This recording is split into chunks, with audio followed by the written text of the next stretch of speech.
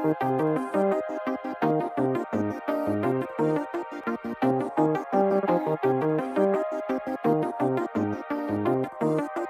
भोला पर्वत का रे तू रानी मैला की तेरी 2,000 years later. देखी पहला